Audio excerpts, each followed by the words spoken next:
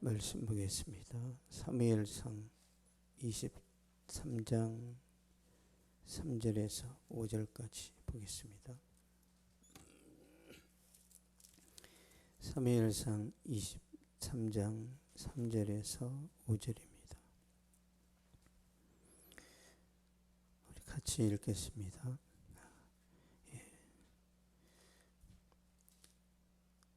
448페이지입니다. 448페이지 3절에서 5절 시작. 다윗의 사람들이 그에게 이르되 보소서 우리가 유다의 기도 두렵거든 하물며 그 일나에 가서 블레셋 사람들의 군대를 치는 일이리가 한지라. 다윗이 여호와께 다시 묻자온데 여호와께서 다시 대답하여 이르시되 일어나 그 일나로 내려가라. 내가 블레셋 사람들을 내 손에 넘기리라 하신지라. 다윗과 그의 사람들이 그 일나로 가서 블레셋 사람들과 싸워 그들을 크게 쳐서 죽이고 그들의 가축을 끌어오니라. 다윗이 이와 같이 그 일나 주민을 구원하니라. 아멘. 위기 때 순종하라 라는 제목으로 말씀 전하도록 하겠습니다.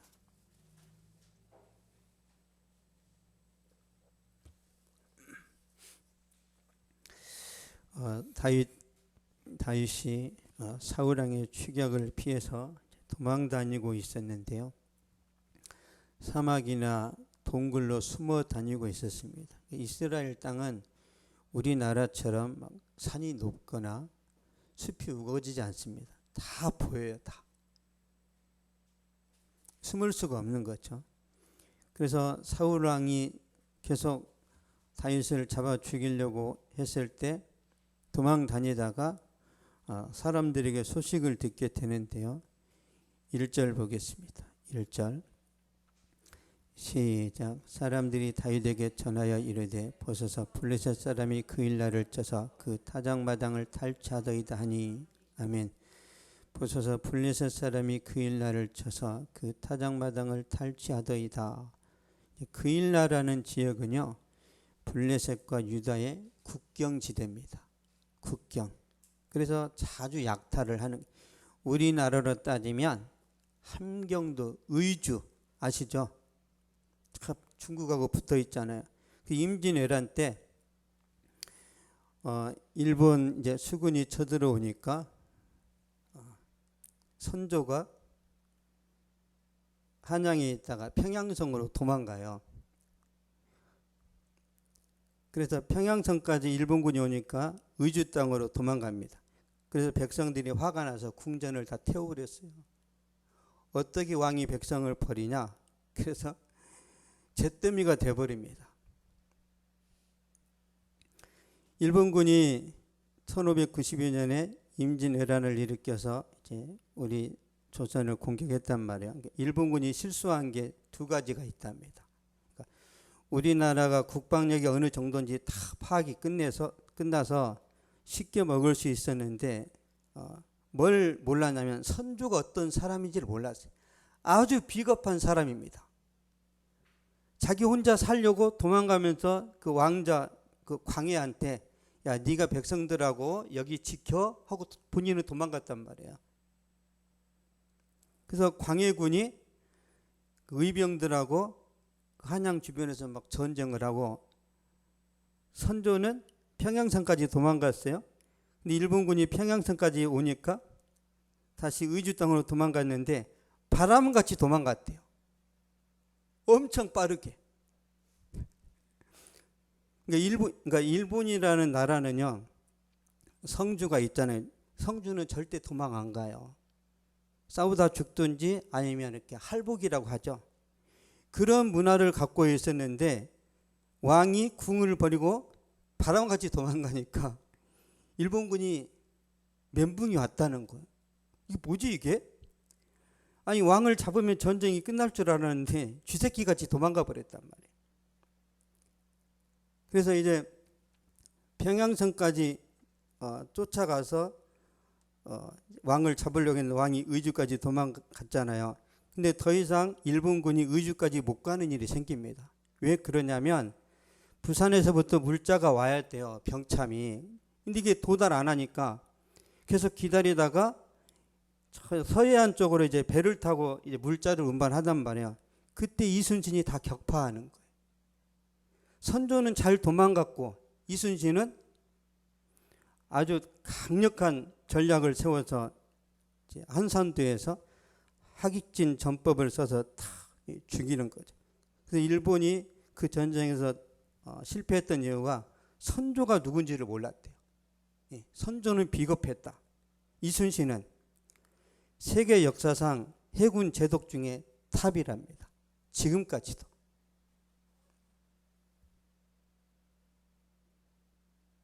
잠시 역사 공부했습니다. 의주 땅이 중요해요. 의주 땅이.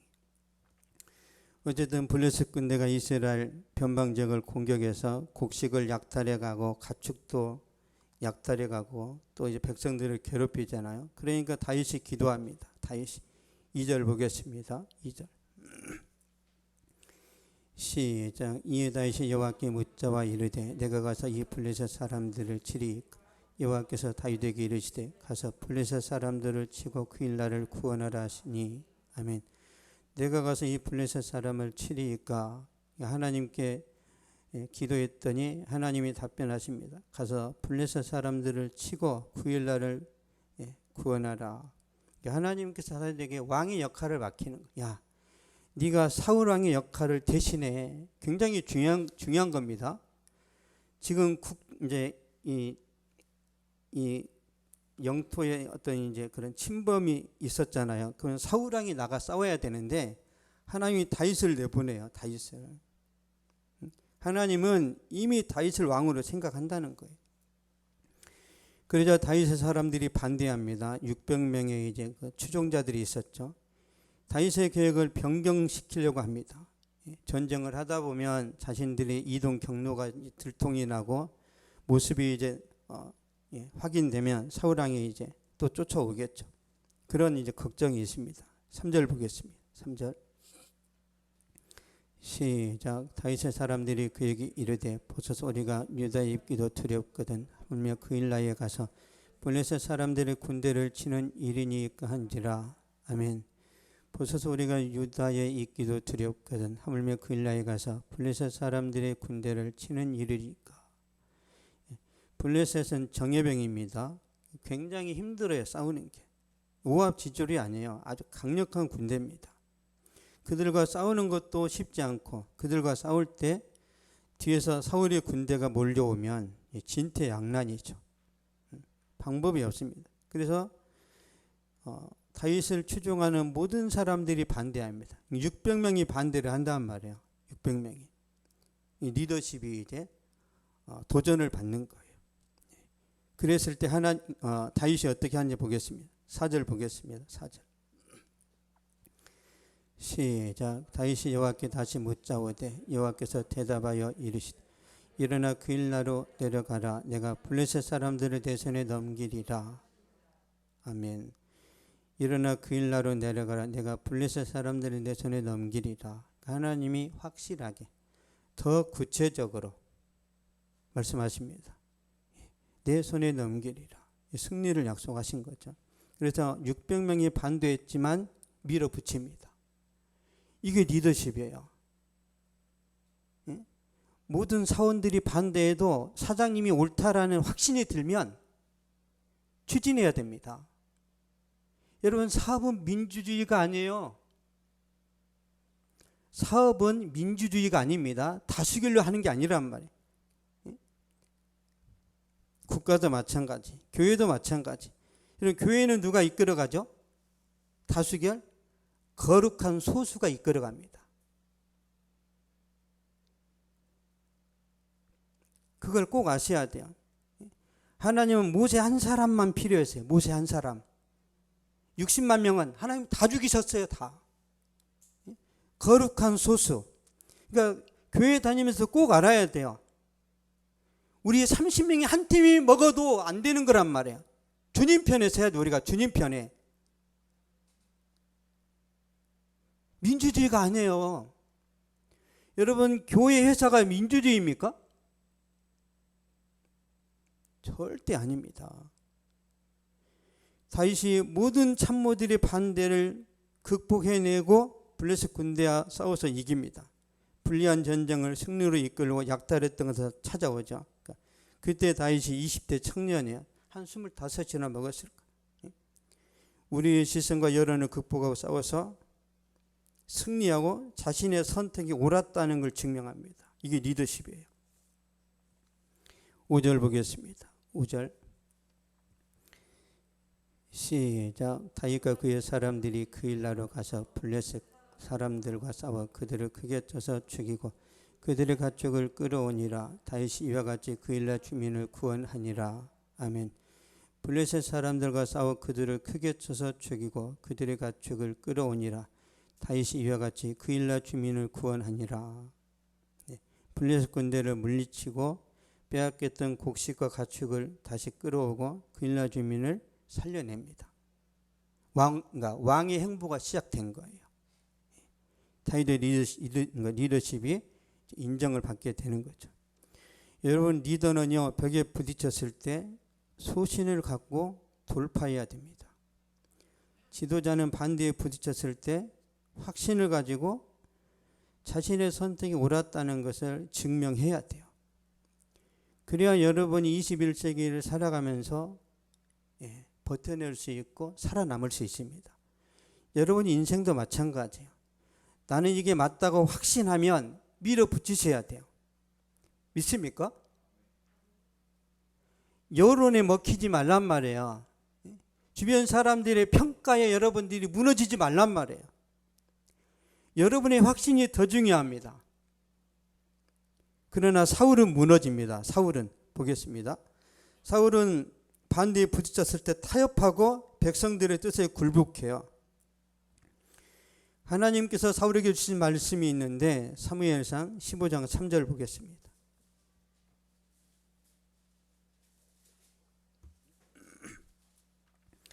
사무엘상 15장 3절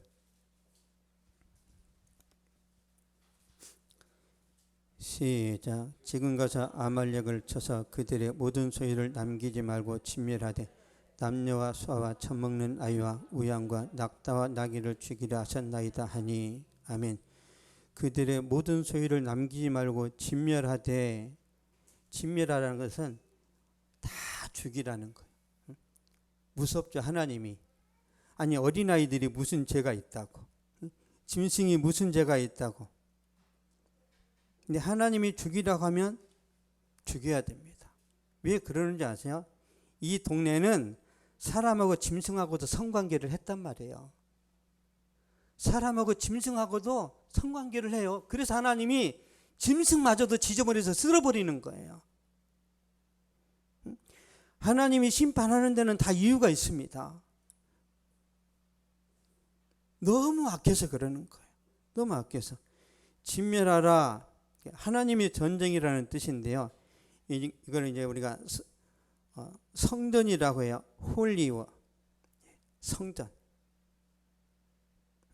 하나님이 진멸하는 사건들을 많이 이제 보여주셨는데 언제 하냐면 노아의 홍수 때. 노아의 8명만 남기고 수억의 인구를 다 죽입니다. 여러분, 노아 시대 인구가요, 몇 천만 명이 아니었어요. 어마어마했습니다, 인구가. 왜? 900세 되어도 애기 낳았다니까요. 그때는 900세 되어도 애기가 계속 태어났어요. 2살 터울이어도 900세면 450명 아니에요? 450명이 또 낳는 거예요, 결혼해서. 이건 다단계 그 이상이에요, 이거는. 그때 그 사람들이 죽어서 지금 기름이 나오는 거 아세요? 그 시대에 그 엄청, 그러니까 그 울창한 숲이 다 땅속에 들어갔기 때문에 그게 석탄인 거예요, 그게. 그게 석탄으로 나오는 거예요. 짐승이나 사람이 다 죽었어요. 이게 뭐예요? 석유로 나오는 거지, 석유로. 얼마나 죽었을까요? 그 많은 공룡들 다 죽었을 거예요. 그러니까 석유가 많이 나오는 거예요, 여러분. 어쨌든 노아 홍수 때도 진멸하셨고, 소돔과 고모라 땅에도 하나님이 진멸하셨고, 여리고 성에서 하나님이 진멸하십니다. 그런데 주님이 재림하실 때도 주님은 진멸하신다고 그랬어요. 구원받는 사람이 많아요? 죽는 사람이 많아요? 죽는 사람이 많습니다. 그래서 우리가 신앙생활 잘해야 돼요. 주님 오실 그때를 아무도 모르기 때문에 방법은 깨어있는 것밖에 없습니다. 하나님께서 아말렉 족속을 진멸하라고 했는데 그러나 사울이 불순종합니다. 보겠습니다. 사무엘상 15장 9절 말씀. 9절 시작. 사울과 백성이 아각과 그의 양과 소의 가장 좋은 것 또는 기름진 것과 어린 양과 모든 좋은 것을 남기고 진멸하기를 즐기 아니하고 가치 없고 하찮은 것은 진멸하니라. 아멘. 모든 좋은 것은 남기고 진멸하기를 즐기 아니하고 가치 없고 하찮은 것은 진멸하니라. 이게 백성들의 뜻이에요. 말은 그렇습니다. 하나님께 제사 드려야 되니까 살려둡시다. 말은 그런데 지네들이 다 먹는 거예요. 다. 인간적인 생각이죠. 사울왕이 반대에 부딪혔을 때 하나님의 뜻을 버리고 사람들에게 만족을 주려고 그렇게 합니다. 하나님 말씀에 불순종하는 거죠. 그래서 하나님이 보직 해임시켜 버립니다. 사울왕을 버려버려. 보겠습니다. 사무엘상 15장 28절. 사무엘상 15장 28절.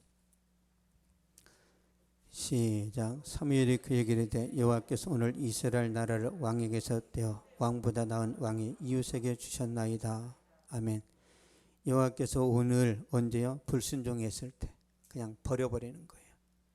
불순종했을 때 하나님의 계획을 바꿔버립니다.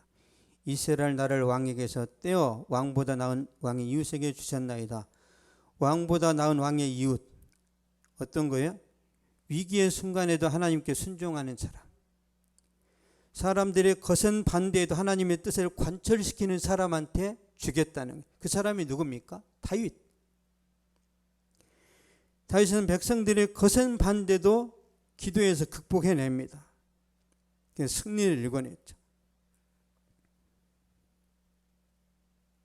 우리 시편 119편 한번 보겠습니다. 119편 109절. 시편 119편은요 다윗의 시입니다.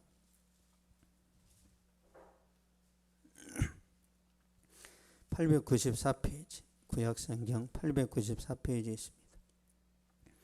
119편 109절 시작. 나의 생명이 항상 위기에 있사오나 나는 주의 법을 잊지 아니하나이다. 아멘.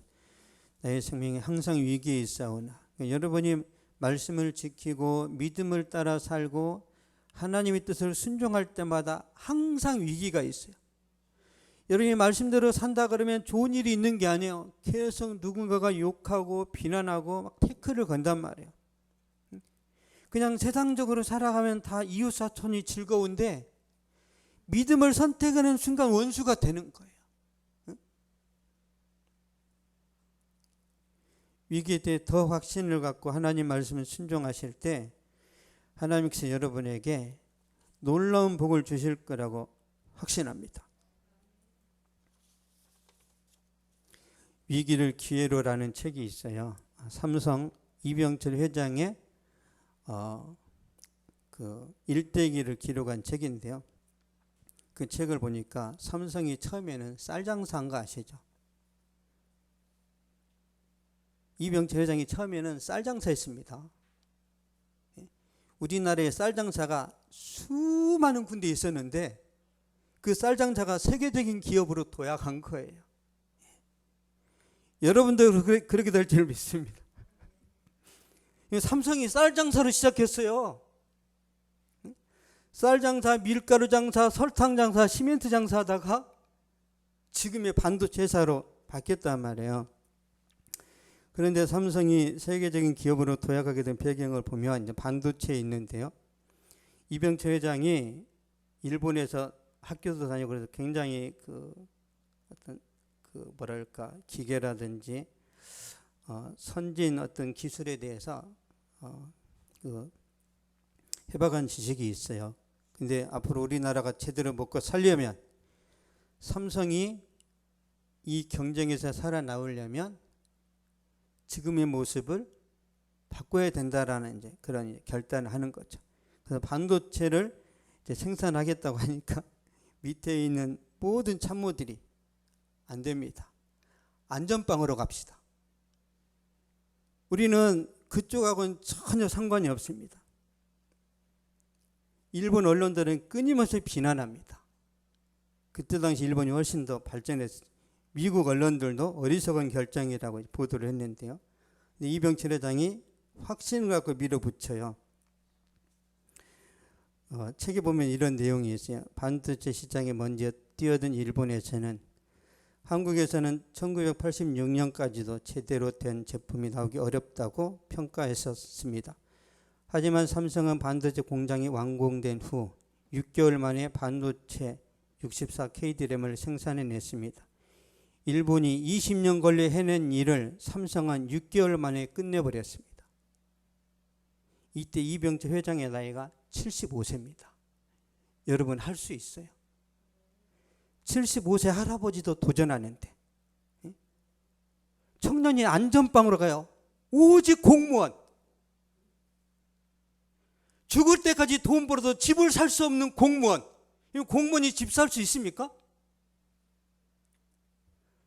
살 수 있죠. 횡령하면. 요즘 횡령이 유행이던데.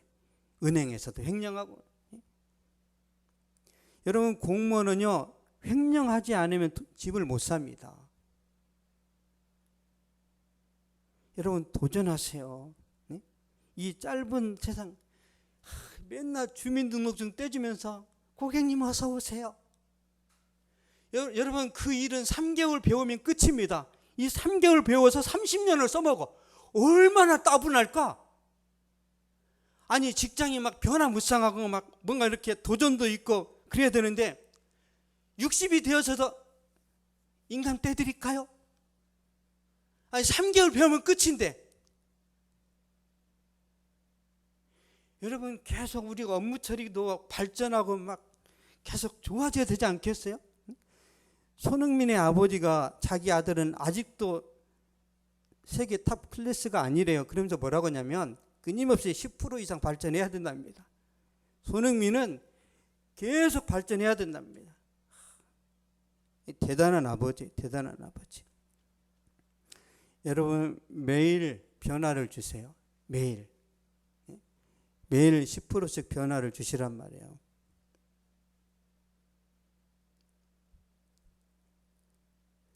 반도체 신화를 창조했던 이병철 회장이 나이는 숫자에 불과하다는 걸 보여준 거죠. 제가 행당중앙교회 청년부 담당 목사로 부임했을 때 일인데요. 청년부 리더였던 자매가 있어요. 그 자매가 저를 개인적으로 찾아왔습니다. 저는 이제 기대감을 갖고 교회 왔는데 이 자매가 하는 말이 목사님 절대 부흥은 없습니다. 왜요? 우리 청년부는 패배감에 쩔어 있습니다. 전통적으로 부흥한 경험이 없습니다. 세 번째, 교회가 위치가 안 좋습니다. 그래서 할 수 있다 그랬어요. 제가. 그랬더니 부장 집사님이 왔어요. 또 그렇게 재정을 쓰고 부흥 못 시키면 책임져야죠.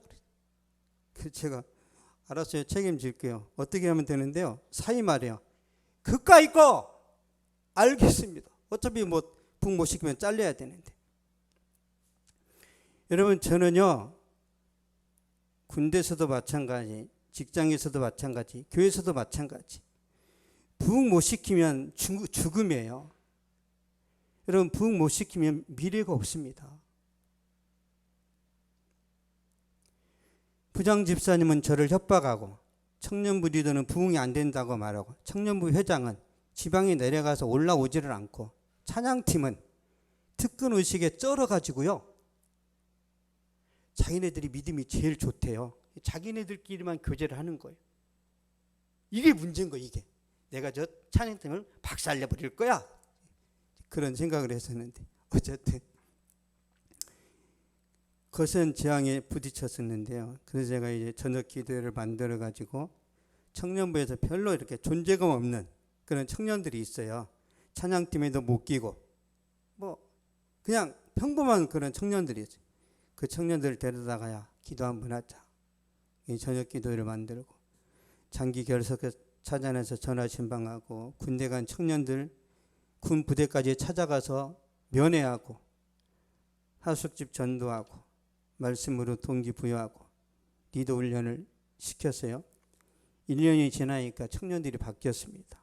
숫자적으로도 이제 부흥을 하니까 부장 집사님이 저를 찾아왔어요. 식사 한번 사겠습니다. 나만 사지 말고 청년들 20명 다 먹여라. 그래서 왕 돌솥 비빔밥을 샀습니다. 그때 당시 8,000원짜리. 거하게 먹었어요. 이 청년부 리더였던 이 자매가요, 그때부터 제 말을 고분고분 들었습니다. 그러니까 거센 저항이 있을 때 하나의 일시적인 어떤 현상이 아니라 저는 그래요. 저는 내가 이 청년부를 부흥시키지 못하면 나는 다음 사역은 없다. 그래서 배수진을 치고, 여러분 저는 월요일도 교회에 출근합니다. 월요일 8월 15일 뭐 이렇게 국경일 날이 있죠. 다 교회 갔습니다. 왜요? 부흥 못 시키면 제 인생이 죽는단 말이에요. 여러분 직장을 다니든 사업을 하든 반드시 승리하세요. 반드시. 여러분 그 목사님의 자식들 가운데 상처와 아픔으로 교회 안 다니고 집에서 빈둥빈둥 노는 애들이 누군지 아세요? 개척했다가 아버지가 망항을 본 사람들이에요. 개척했는데 아버지가 병으로 죽었어요. 개척했는데 아버지가 교회를 문 닫았어. 그러면 자식 입장에서는 우리 아버지 정직했고 우리 아버지 성실했는데 왜 하나님이 안 도와주시는 거야? 그런 하나님 없어. 그래서 많은 아이들이 교회를 안 다닙니다. 저는 우리 두 애들을 교회에 다니도록 하기 위해서라도 부흥을 시켜야 된단 말이에요. 진심입니다. 진심.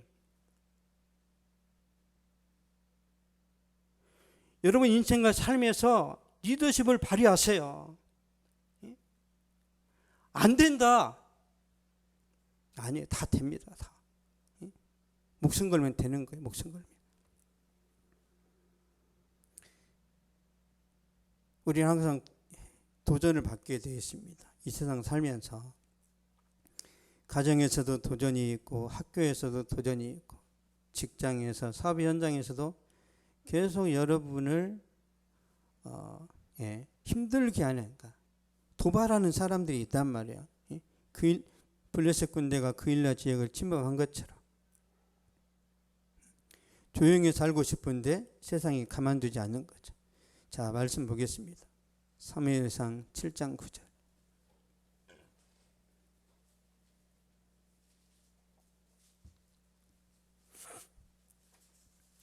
사무엘상 7장 9절.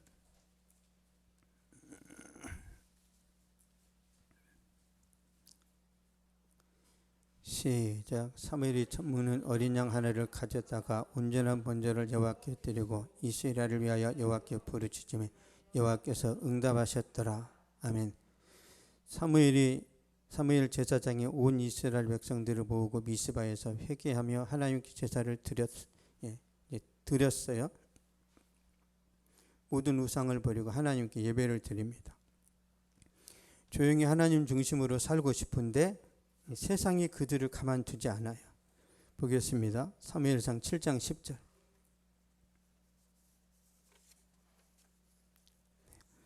예, 7장 10절 시작. 사무엘이 번제를 드릴 때 블레셋 사람이 이스라엘과 싸우려고 가까이 오매 그날에 여호와께서 블레셋 사람에게 큰 우레를 발하여 그들을 어지럽게 하시니 그들이 이스라엘 앞에 피한지라. 아멘. 사무엘이 번제를 드릴 때 블레셋 사람이 이스라엘과 싸우려고 가까이 오매, 지금 교회에 모여서 예배드리고 있는데 블레셋 군대가 총칼을 들고 일망타진하겠다. 한 군데 모여 있으니까 얼마나 좋아요. 모든 백성들이 모여서 지금 큰 집회를 하고 있는데 블레셋 군대가 다 둘러쌌단 말이에요. 일망타진 아시죠? 이게 투망을 던져서 한꺼번에 고기를 잡는다는 그런 뜻이잖아요. 진짜 좋은 기회를 맞이했는데 지금 사무엘이나 이스라엘 백성들은 선택의 여지가 없습니다. 죽을 위기란 말이에요. 근데 하나님이 가만 안 있어요. 다시 보겠습니다. 사무엘상 7장 10절. 시작. 사무엘이 번제를 드릴 때 블레셋 사람이 이스라엘 것을 아뢰고 가까이 오매 그날에 여호와께서 블레셋 사람에게 큰 우레를 팔아야 그들을 어지럽게 하시니 그들이 이스라엘 앞에 피한지라. 아멘. 여호와께서 블레셋 사람에게 천둥과 번개를 쳤어요. 블레셋 군대를 박살내버렸습니다. 초자연적인 능력이 이스라엘에게 승리로 나타나는 거죠. 하나님은 얼마든지 이런 일을 하실 수 있습니다. 우리가 우상을 버리고 예배 중심으로 살아갈 때 하나님은 여러분 편이세요. 믿습니까? 그래서 여러분 거센 저항이 있을 때 말씀 순종하시고 위기 때 예배 중심의 삶을 살아가면 하나님께서 하십니다. 자, 시편 91편 보겠습니다. 시편 91편 15절. 구약성경 871페이지에 있습니다.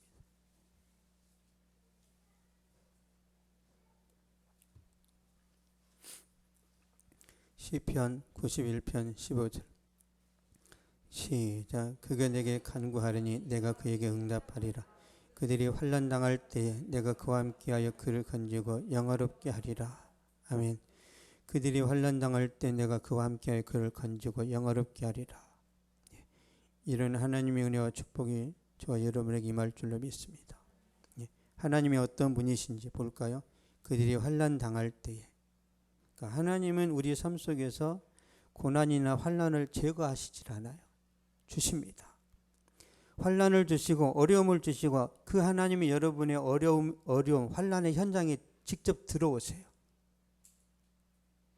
그래서 그 가운데서 보호하십니다. 그러니까 하나님이 저와 여러분의 보디가드가 되신단 말이에요. 믿습니까? 그래서 중요한 게 뭐예요? 우리가 거룩해야 되는 거예요.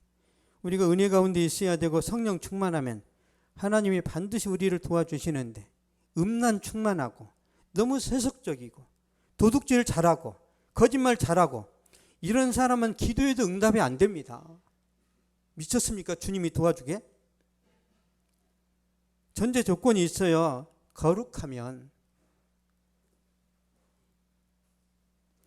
그 하나님이 계속 말씀하는 게 Be holy because I am holy.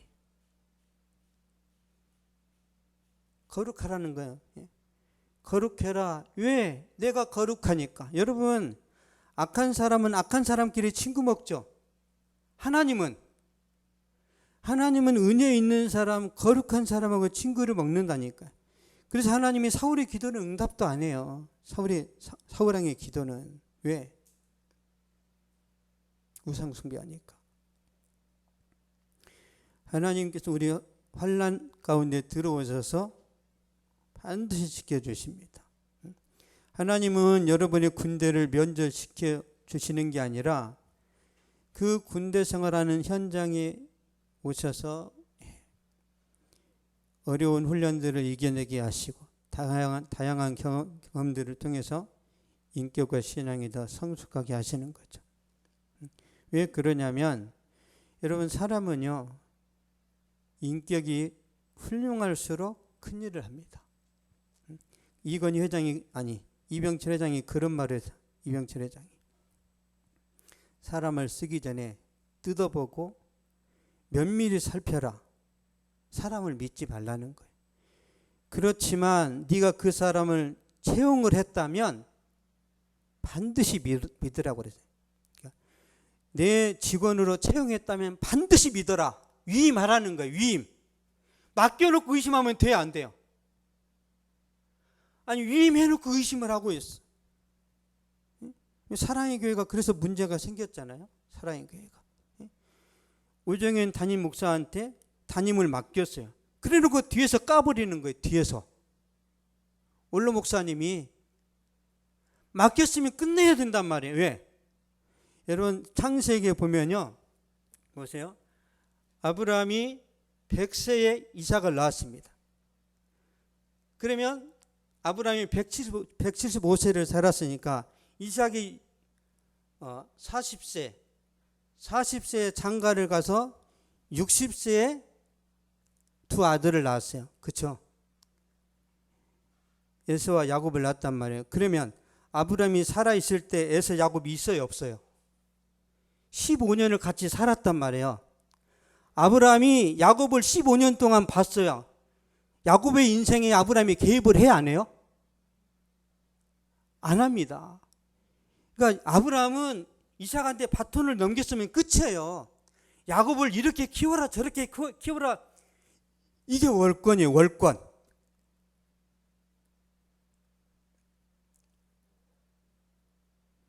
한 번씩 자주 생각해 봐야 돼요. 큰 가족을 이루고 살았다니까요. 하나님이 의도적으로 개입을 못하게 하시는 거예요. 의도적으로. 여러분의 인생도 마찬가지예요. 어느 누구도 개입할 수 없습니다. 그래서 여러분이 기도하고 여러분이 결단해야 되고 선택해야 돼요. 다른 사람한테 그 선택권을 넘기지 마세요. 그 넘기면 큰일 납니다. 하나님은 사업하는 성도들이 아무 근심 없이 장사 잘 되는 것을 원하지 않아요. 위기도 있고 불황도 있는데 자생력 만들어가기 원합니다. 하나님이 지혜로 무장해서 승리하기를 원하는 거죠. 불황을 예측할 수 있다면 대단한 거죠. 창세기 말씀 보겠습니다. 창세기 41장.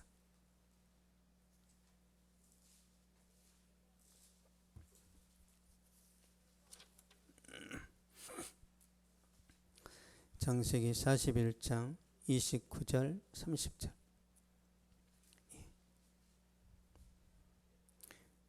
요셉에 대한 내용입니다.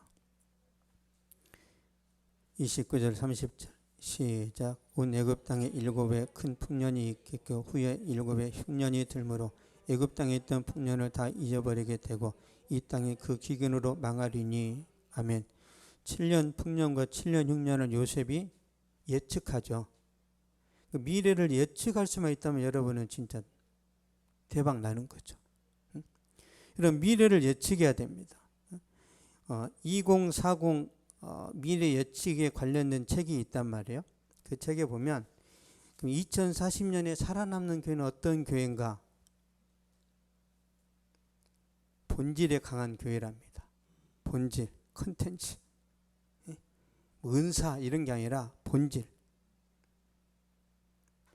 21세기에 어떤 기업이 살아남을까요? 먹거리를 찾는 데만 살아남습니다. 그걸 우리가 찾아내려면 하나님께 계속 엎드려야 되는 거죠. 요셉의 대안을 보겠습니다. 창세기 41장 36절. 창세기 41장 36절. 시작. 이와 같이 그 곡물을 이 땅에 저장하여 애굽 땅 이말 7해 흉년에 대비하시면 이 흉년으로 말미암아 망하지 아니하리이다. 아멘. 이와 같이 그 곡물을 이 땅에 저장하여 대형 물류 창고를 지어서 기근 흉년의 때를 대비한 거예요. 이런 지혜가 필요한 거예요. 여러분에게 항상 종잣돈이 있어야 된단 말이에요. 올해 잘 되니까 내년도 잘 된다, 그런 게 없어요. 내년이 어떤 변수로 작용될지 모르기 때문에 항상 준비해야 됩니다. 흉년. 왜 우리가 저축하고 또 곡물을 저장해야 되냐면 우리 인생은 항상 풍년만 있는 게 아니에요. 많은 일들이 있습니다. 인생에 겨울도 있고 질병도 있고 아픔도 있죠. 그래서 여러분들 요셉처럼 저축하고 준비해서 불안과 흉년에도 무너지지 않아야 됩니다. 결론을 맺겠습니다. 다윗은 이기 때 하나님의 말씀을 순종했습니다. 거센 재앙이 있을 때 감당할 수 없었기 때문에 다시 하나님께 기도해서 힘을 비축한 다음에 리더십을 밀어붙였죠. 그래서 더 인정받는 지도자가 됐습니다. 쉽지 않습니다. 여러분의 리더십, 여러분의 존재를 흔들어 괴롭히는 사람이 있을 거 아니에요. 그러니까 여러분에게도 블레셋이 있습니다. 블레셋. 여러분 힘으로 못 이깁니다. 하나님이 도와주셔야 돼요. 우리 삶의 어려움과 위기는 반드시 찾아옵니다. 하나님밖에 없어요. 근데 하나님밖에 없다는 것 자체를 모르니까 막 싸우는 거예요. 머리끄댕이 잡고 서로 막 그냥 같이 죽는 거죠. 같이. 예수 믿는 사람이 무력으로 이렇게 싸우잖아요. 그러면 진 거예요. 예수 믿는 사람은 실력으로 싸워야 됩니다. 실력으로. 여러분 우리 신진서 바둑 선수가 세계 1위란 말이에요. 우리나라 1위, 세계 1위. 신진서가 싸울 때 말로 이깁니까?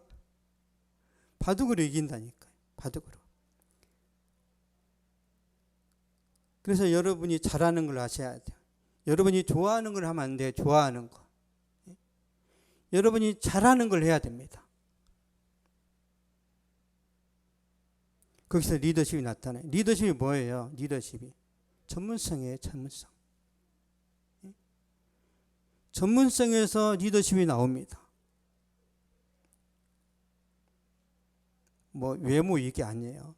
그래서 여러분의 전문성이 더 탁월해지고 더 발전하도록 계속 칼을 갈아야. 철저 맞춤이라는 고사성 철을 막 갈아서 바늘을 만든다는 뜻이에요. 이게 뭐냐면 뭐 하루아침에 성공하겠다는 게 아니라 3년 5년 내가 그때가 닥칠 때까지 내가 반드시 이걸 내가 이뤄내겠다는 거예요. 그런 사람이 무섭습니다. 제가 그 말을 좋아해요. 철저 맞춤. 언젠가는 여러분이 때가 온단 말이에요. 저는 확신합니다. 우리 여호수아 3장 보겠습니다. 여호수아 3장.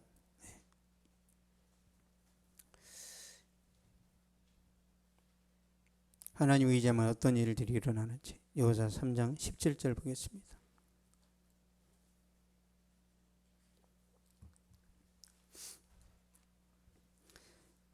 (3장 17절) 시작. 여호와의 언약궤를 맨 제사장들은 요단 가운데 마른 땅에 굳게 섰고 그 모든 백성이 요단을 건너기를 마칠 때까지 모든 이스라엘은 그 마른 땅으로 건너갔더라. 아멘. 모든 이스라엘은 그 마른 땅으로 건너갔더라. 그러니까 이스라엘 백성들이 요단강을 건널 때 강바닥을 걸어서 간 게 아니고 배를 타고 간 게 아니라 강바닥을 걸어서 간 거죠. 홍해 바다에 그 기적을 재현하는 거예요. 왜 하나님께서 요단가 추수 때 요단강이 어느 정도 범람하냐면요, 강이 한 1km 됩니다. 우리나라 한강이 한 500km 되나 500m? 그러니까 요단강이 추수 때는 비가 오기 때문에 범람하게 돼 있어요. 그 길을 걸어서 갔다는 것은 하나님께서 여호수아를 세워 주시려고 그러는 거예요. 보겠습니다. 여호수아 4장 14절. 왜 하나님이 그런 일들을 하시는지, 굳이 왜 요단강에서 기적을 보여주시면서 가나안 땅에 들어가게 하시는지. 여호수아 4장 14절. 시작. 그날에 여호와께서 모든 이스라엘의 목전에서 여호와사를 크게 하시고 그가 생년한 날 동안에 백성이 그를 두려워하기를 모세를 두려워하던 것 같이 하였더라. 아멘. 여호수아 때문에 그래요. 왜? 모세가 죽었는데 모세는 정말 전무후무한 그런 지도자란 말이에요. 근데 모세 밑에서 물 따라주고 신발 신겨진 여호수아가 지도자가 됐는데 백성들이 볼 때 하찮아 보인단 말이에요. 그래서 하나님이 요단강의 기적을 보여주시니까 이스라엘 백성들이 그를 두려워하기를 모세를 두려워하던 것 같이 하였더라. 하나님이 세워주시는 거죠. 리더십은 누가 세워준다고요? 하나님이 하십니다. 그래서 여러분이 전문성을 갖고 계시면 하나님의 때가 되었을 때 여러분을 높이세요. 믿습니까? 중요한 것은 방해가 있고 대적하는 세력이 있어도 믿음으로 끝까지 버텨야 됩니다. 그래서 교회 다니고 하나님 붙들고 살아가면 항상 외롭습니다. 항상 외로워요. 여러분, 저는 항상 외로워요. 저는 항상 외롭습니다.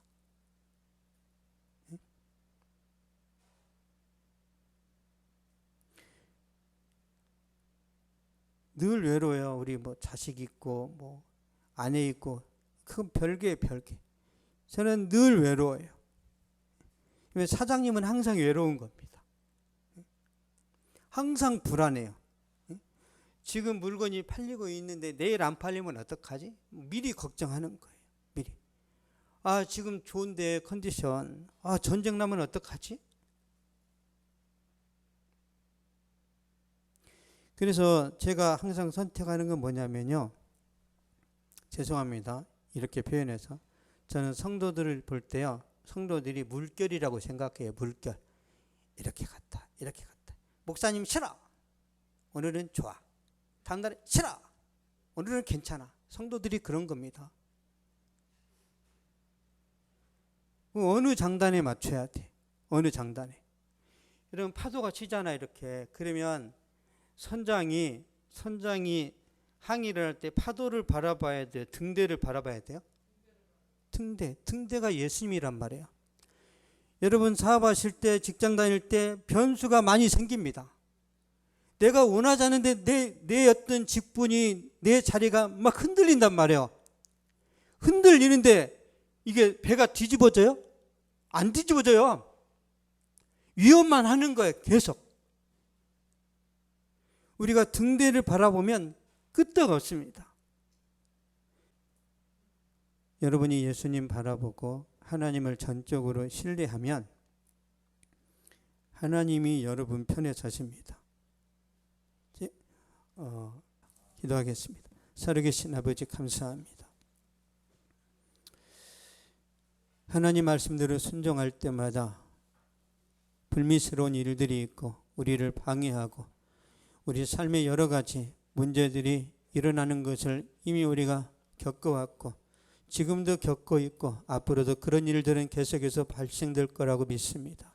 거룩하신 주님께서 우리 험난한 인생 가운데 함께하여 주시고 하나님의 능력과 하나님의 권능의 손길을 보게 하여 주시옵소서. 주님께서 우리를 붙들어 주시면 승리할 수 있지만 우리 힘으로는 한순간도 버텨낼 수가 없습니다. 살아계신 주여 천군 천사들을 보내주시고 하나님의 능력으로 함께하여 주시사 가정에서나 직장에서나 사업 현장에서 능력의 주님이 나와 함께 하시는 것을 보여주시고 증명하여 주시옵소서. 우리가 믿음 생활 잘할 수 있도록 하나님의 성령으로 붙잡아 주시고 승리의 주님이 우리 편인 것을 나타내 보여 주시옵소서. 지금은 우리 주 예수 그리스도의 은혜와 하나님의 사랑과 성령의 위로 교통 교제에 충만하게 하심이 이 시간 예배를 드리고 돌아가는 모든 발걸음 위에 저들의 가정과 학교와 직장과 사업 위에 또한 이 민족과 세계 선교지 위에 이제로부터 영원토록 항상 함께 있을지어다.